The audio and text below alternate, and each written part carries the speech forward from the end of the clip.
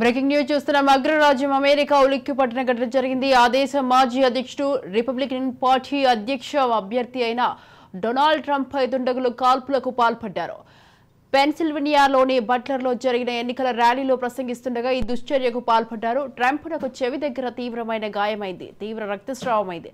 Bullet తగిలిన విషయాన్ని గుర్తించిన వెంటనే ట్రంప్ తాను ఉన్న ప్రదేశంలో కిందకు వంగారు.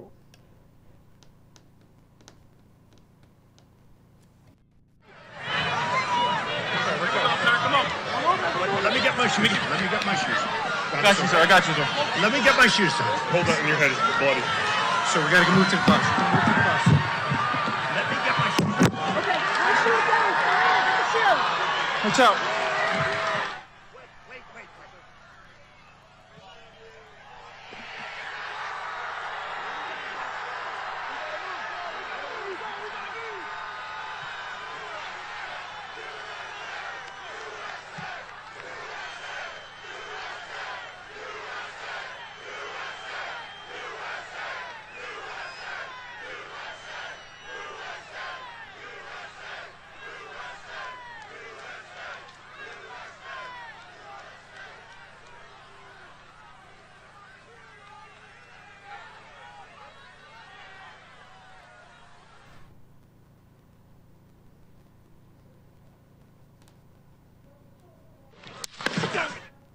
తక్షణమే అప్రమత్తమైన భద్రతా సిబ్బంది మాజీ అధ్యక్షుడికి రక్షణ కవచాన్ని ఏర్పాటు చేశారు.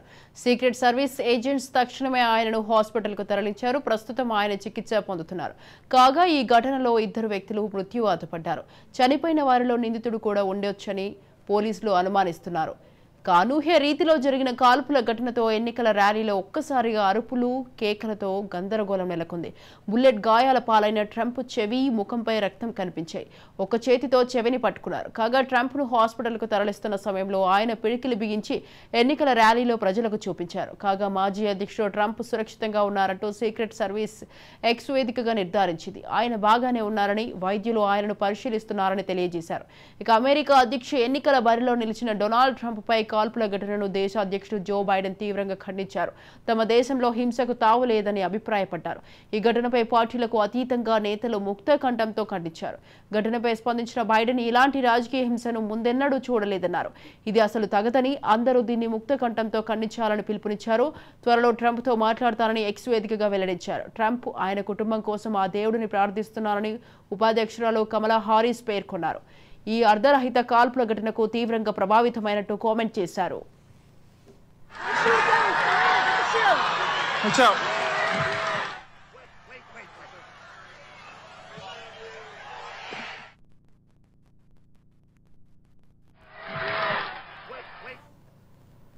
రైట్, ఈ విషయంపై మరింత సమాచారాన్ని మా పొలిటికల్ ఎడిటర్ అరవింద్ లైవ్ లో ఉన్నారు. అరవింద్, చెప్పండి. అమెరికా మాజీ అధ్యక్షుడైనటువంటి రిపబ్లికన్ పార్టీ అధ్యక్ష అభ్యర్థి అయిన డొనాల్డ్ ట్రంప్ పై అయితే దుండగులు కాల్పులకు పాల్పడడం జరిగింది. దీనికి సంబంధించి మీ దగ్గర ఉన్న అప్డేట్స్ ఏంటి? ఒక పక్క అమెరికా మొత్తం ఒక ఎన్నికల వాతావరణానికి సంబంధించినటువంటి సానుకూల ప్రతికూల వాదనలతోటి బాగా విస్తృతమైనటువంటి రాజకీయ చర్చ జరుగుతున్నటువంటి నేపథ్యంలో జరిగినటువంటి ఈ ఘటన రాజకీయాన్ని ఏ రకంగా మలుపు తిప్పుతుంది అనేటటువంటి అంశం ఒక పక్కనుంటే, మరోపక్క ట్రంప్కి సంబంధించినటువంటి భద్రత విషయంలో, భద్రతా వైఫల్యాల విషయంలో సీక్రెట్ ఏజెన్సీని కూడా ప్రశ్నిస్తున్నటువంటి పరిస్థితి ఉంది. ఇక్కడ ట్రంప్ ప్రసంగిస్తున్నటువంటి వేదిక ఏదైతే ఉందో ఆ చుట్టూ ఉన్నటువంటి ఎత్తైన ప్రదేశాల నుంచి కాల్పులు జరిగే అవకాశం ఉన్నప్పటికీ అక్కడ ర్యాలీకి సంబంధించినటువంటి విషయంలో ఎందుకు సీక్రెట్ సర్వీసెస్ ఉదాసీనంగా ఉంది అనేటటువంటి అంశం కూడా చర్చలోకి వస్తుంది. ఇక్కడ గతంలో ఇదే రకమైనటువంటి పరిస్థితి ఉన్నటువంటి రాజకీయ పరిస్థితి ఉన్నటువంటి రోజుల్లో జరిగినటువంటి ఘటనలు కూడా ఇప్పుడు గుర్తు చేసుకునేటువంటి పరిస్థితి ఉంది. ఒక పక్క జాన్ ఎఫ్ కెన్నడీ అసాసినేషన్ సందర్భంగా జరిగినటువంటి సీన్ ఏదైతే ఉందో అదే రకమైనటువంటి పరిస్థితి ఇక్కడ ఉంది. ఇక్కడ ఒకే ఒక వ్యక్తి పార్టిసిపేట్ చేయడం ద్వారా ఏ రకమైనటువంటి ప్రయత్నాలు చేస్తున్నారు అనేటటువంటిది ఎందుకు నిరోధించలేకపోయారు అనేది సీక్రెట్ సర్వీసెస్ వైపు నుంచి ప్రశ్నలు తలెత్తుతున్నటువంటి పరిస్థితి ఉంది. ఇక్కడ మొత్తం చర్చలో కీలకంగా ఉన్నటువంటి అంశం ఏంటంటే, ట్రంప్ తను పడిపోయిన తర్వాత కూడా చెయ్యి బిగించి, తను లేచి చెయ్యి బిగించి 4 సార్లు ఫైట్ ఫైట్ ఫైట్ ఫైట్ అంటూ ఏదైతే అన్నారో దాన్ని ట్రంప్కి సానుకూలంగా చూడాలి, ట్రంప్ యొక్క మనోధైర్యాన్ని ఈ ఘటనలు దెబ్బతీయలేకపోయినాయి అని చెప్పి అది ఆ రకంగా భావించాలి అనేటటువంటి చర్చ అమెరికాలో ఒక పక్క మొదలైంది. రెండవది, అసలు వీటన్నిటితో పాటు ఇద్దరు అభ్యర్థులు, ఏదైతే రిపబ్లికన్ అభ్యర్థి, మరో పక్క ఉన్నటువంటి డెమోక్రట్ అభ్యర్థి, ట్రంప్ బైడెన్ ఇద్దరు కూడా అధ్యక్ష స్థానానికి సూట్ కారు అనేటటువంటి వాదన బాగా ఇటీవల కాలంలో పెరిగి ఆ చర్చ అమెరికా వ్యాప్తంగా జరుగుతున్నటువంటి నేపథ్యంలో ఈ ఘటన జరగటం మూలంగా ట్రంప్ దీన్ని సానుకూలంగా మార్చుకునే అవకాశాలు ఉన్నాయి అనేది క్లియర్. అయితే ట్రంప్కి వివిధ దేశాల నుంచి, అమెరికా సమాజం నుంచి కూడా మద్దతు వస్తోంది అనేది గమనించాలి. ఇప్పటికే ఎలాన్ మస్క్ ఎలాన్ మస్క్ స్పందించారు.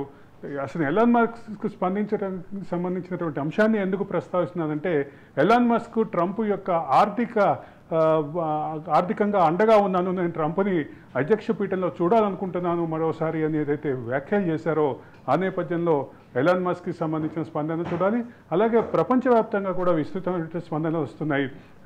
భారత ప్రధాని అయితే నా ఆప్తమిత్రుడికి జరిగినటువంటి ఘటనను నేను ఖండిస్తున్నాను, నేను బాధపడుతున్నాను అంటూ ట్విట్టర్ వేదికగా వ్యాఖ్యానం చేశారు.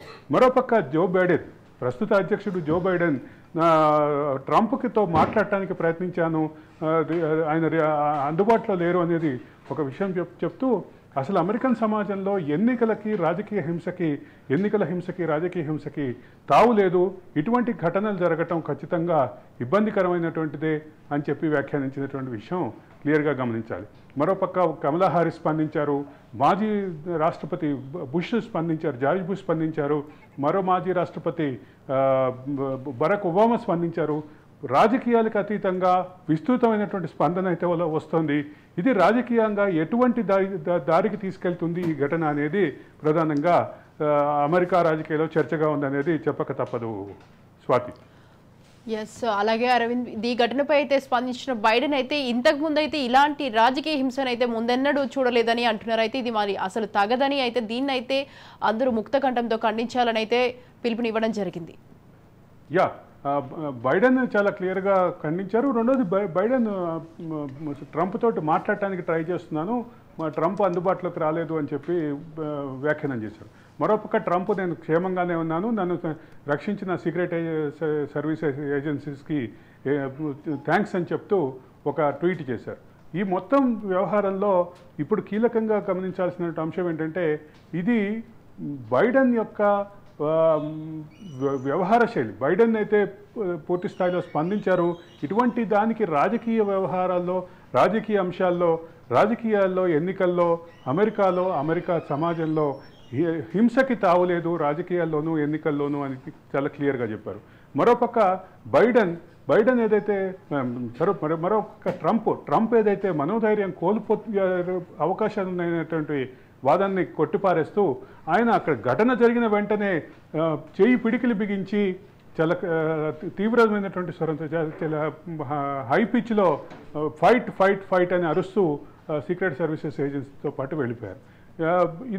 ఇదొక పక్కన ఉంటే, రెండో పక్క ఆయన ట్వీట్లో కూడా తాను ధైర్యంగా ఉన్నానని, ఎటువంటి పరిస్థితిలోనైనా తన మనోధైర్యం కోల్పోనని కూడా క్లారిటీ ఇచ్చారు.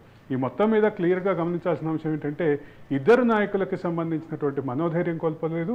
అదే సందర్భంలో ట్రంప్ పైన దాడిని బైడెన్ ఖండించడం, ఇది అమెరికన్ రాజకీయాల యొక్క ఒక హుందాతనంగా భావించాలి అంటూ ఒక పొలిటికల్ జర్నలిస్ట్ చేసినటువంటి వ్యాఖ్యను కూడా గమనించాలి.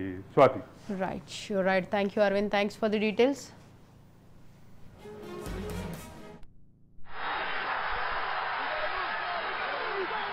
Let me get my shoes. I got you, sir. Let me get my shoes, sir. Hold that in your head, it's bloody. So we gotta move to the bus. Let me get my shoes. Okay, my shoes down. My shoes. Watch out.